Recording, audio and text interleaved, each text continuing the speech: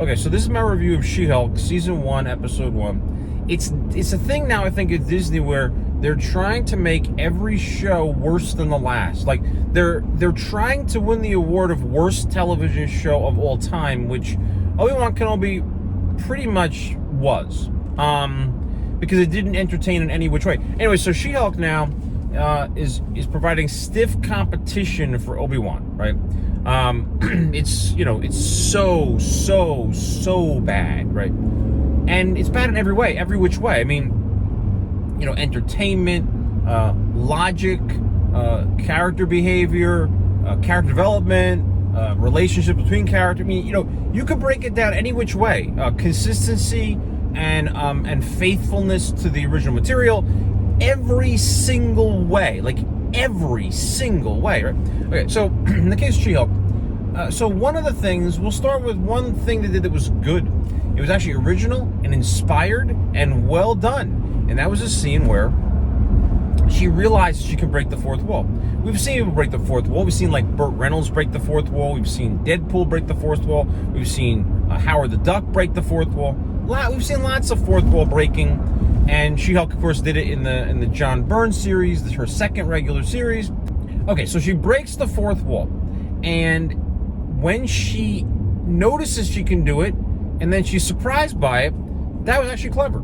I have never seen that before. I mean, maybe it's been done before, but I've never seen it before, and it was even done well, decently well. But then there's two big problems. Number one, she should have been surprised that she could break the fourth wall at the beginning of the episode when she's in her lawyer office, not in a flashback scene that takes place later in the episode, because the writers of the show, they thought, oh, breaking the fourth wall, we're gonna lift that from the John Byrne series. But they weren't smart enough to be able to write it, because once your character breaks the fourth wall, it means they're outside of the show, which means that the flashback takes place later than the opening scene, not before, because now they're not confined to the reality of the show and the timeline of the show. It's like the real time for the audience. They're the audience. They're in the audience timeline now. So she was going to be surprised by the fact she could break the fourth wall. It would have happened in the opening scene where she's talking to the audience. The second monumental failure with the breaking of the fourth wall is that she doesn't say anything funny. She doesn't use it to do or say anything that is humorous. And that's the whole point of breaking the fourth wall in the first place. Like I said, whether it's Burt Reynolds or Deadpool or whoever else, you break the fourth wall to do something funny. And she does nothing funny at all. She simply gives exposition. She just explains stuff. It's not funny. She's not witty. She's not sarcastic. She's not funny at all. In fact, but it's not even, let me put it this way. I'm not blaming the actress for this, because it has nothing to do with her. The dialogue's not funny. There's nothing is written. Nothing written is funny. There's nothing funny about what's written. So she can't make it funny. It's just not funny. The writing's not funny. And the writing, it's like it doesn't even try to be funny. They think, oh, we're breaking the fourth wall. That's enough. We don't really have to be witty and sarcastic or funny. Did you ever read the She-Hulk comic book that you're copying? Because she was funny. She was witty and she was funny. She was sarcastic. It was good, right? It was actually intelligent. It had a nice edge to it. But nothing she says in the show does. So, congratulations on that failure. One of the absolutely worst scenes is following the car crash. So following the car crash, she arrives at a bar, and all of a sudden this group of women, I think they're women, I'm not sure, one of them might not have been, but the point is this group of people, they come up to her, right? And the way they react to her is totally unbelievable and something that makes no sense at all. See, when it comes to these kind of shows or movies, I can accept, and as anyone should who watches it, the fantasy elements, like the fact that the Incredible Hulk turns into this big green monster, muscular, bigger, right? And so she does too, except she's like a lighter version of it. So yeah, okay, that part, the fantasy elements are fine. A Spider-Man can crawl on walls and whatever, okay.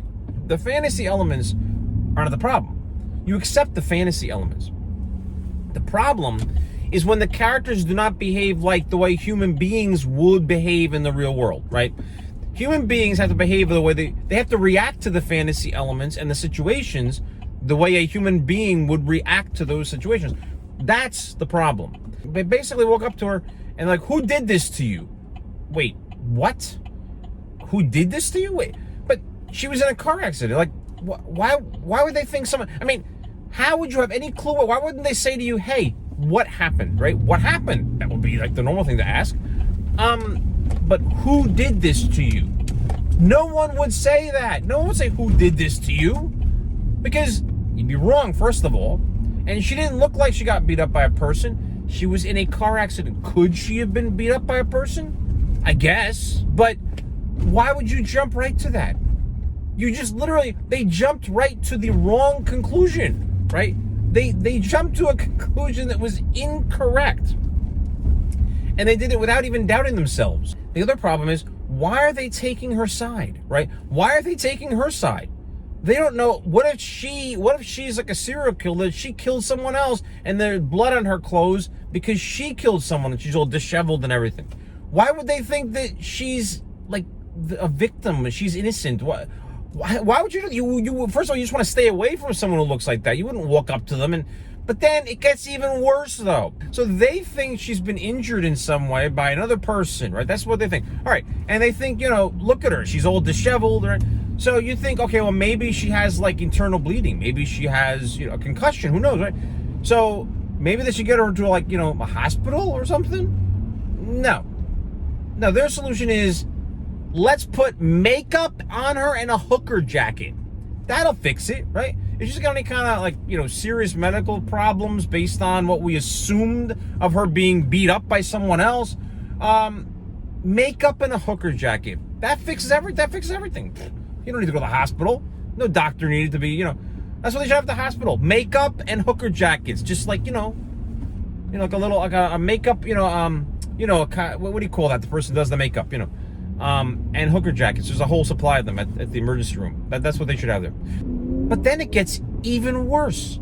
She wouldn't accept this jacket from them. Even if they put it on her and wouldn't take it back, she'd go to the bartender later before she was leaving, and she'd say, look, this jacket belongs to that woman. She gave it to me because she was being nice, but I'm not going to get it back to her, right? And then she would leave it with the bartender, and then she would leave. That's what she would do. That's what any normal person would do. They wouldn't take the jacket. That's ridiculous. But then the scene gets even worse.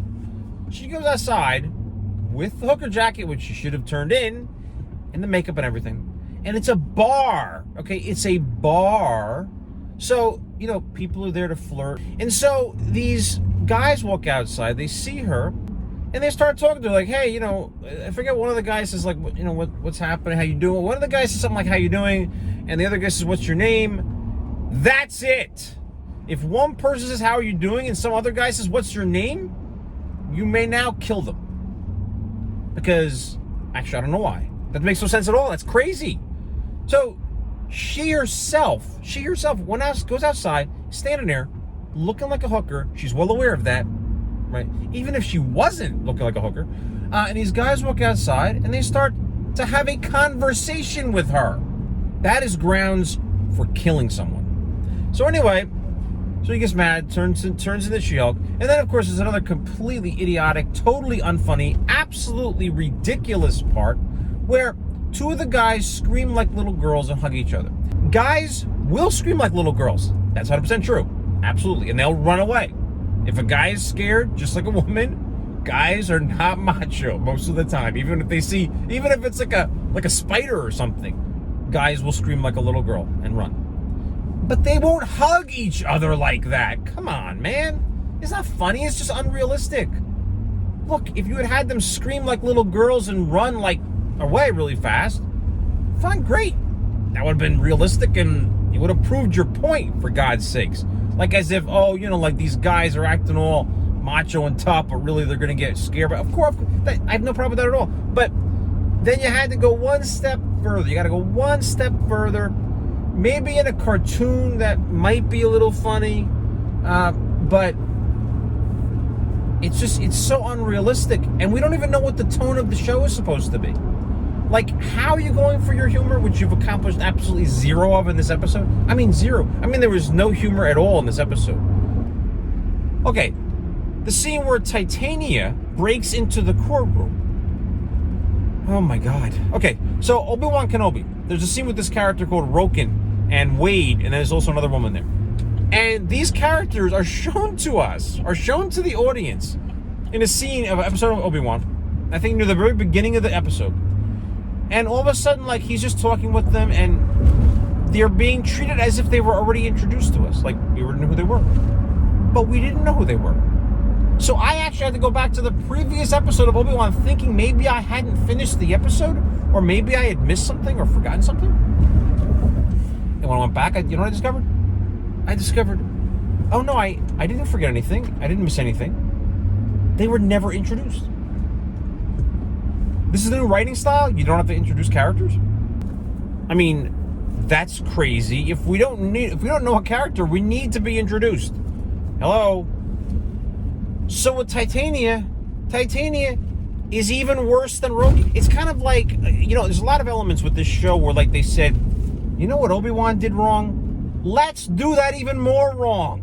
Let's get that even worse. Let's do a worse job than Obi-Wan. Come on, we can do it. Right?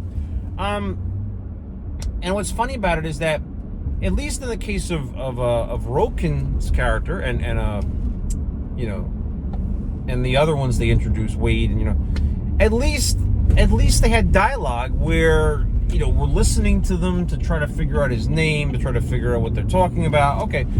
So not only is she not introduced at all, but she breaks into a courtroom. I can see if she broke into, like, a bank vault to steal the money. I can see other instances where there'd be a reason why she broke into someplace. But she broke into a courtroom. A courtroom. Why? We get no explanation. Maybe in future episode we will, I don't know, but we get no explanation. So, okay, so she could have, maybe she broke in to, you know, like, rescue, maybe, like, okay, let's say, for instance, that someone's on trial and they think they're going to go to jail, and they hire Titania to break into the courtroom and then to basically grab them and get them out of there. That's, I guess, reasonable. Maybe the courtroom has less security than wherever they're being held, like before the trial and after the trial. Okay. The problem there is that none of this is explained. You have no idea. They don't tell us anything. So, because for that to be the case, then of course the show should have had a person looking at her like, okay, come on, I'm ready, let's go, right? You know, but they didn't do any of that. We're given no information about her. And like I said, hopefully that changes in future episodes, but this is ridiculous. This is not supposed to this is horrible, horrible writing. Just the writing is unimaginably bad. There's a scene where Bruce tells her that he was stuck as the Hulk for 2 years. And when she finds that out, and at the time she is She-Hulk, she's like, oh my God, I can't be stuck like that for 2 years. And she's all like worried, right? In the very next scene, the two of them are like meditating kind of. They're kind of sitting across from each other. The very next scene, she's not She-Hulk anymore. When did she change back? Not only when did she change back, but where was the scene where she said, thank God? After being upset about the idea she might be She-Hulk for 2 years, she should be like, oh my God, thank God I can turn back human again, right? Like the way Ben used to say at the beginning of Fantastic Four, where Ben Grimm, when he would turn back human for a short time, he would say, oh my God, I'm human again, you know. And then, of course, he would turn back to the thing. But the point is, it's not only a continuity error, right, which wouldn't be necessarily the end of the world, but it's also, it's a much stronger character / storyline error, especially when she's very upset now about the prospect of not being able to turn back. And then she's already turned back without them showing it, or showing her extreme relief. Instead, she's just like blah at that point. She has like no personality whatsoever, no real emotion at that point. I mean, that's embarrassing, right? This is all embarrassing, completely embarrassing, totally embarrassing. It's so bad. It's so bad. I can't even. It's unimaginably bad. And this is just, I can't even, I mean, this are just things I'm thinking of right now. I mean, I can't even, there's more. I mean, this isn't everything that's bad about it, but, you know, it's just the kind of things I can think of right now.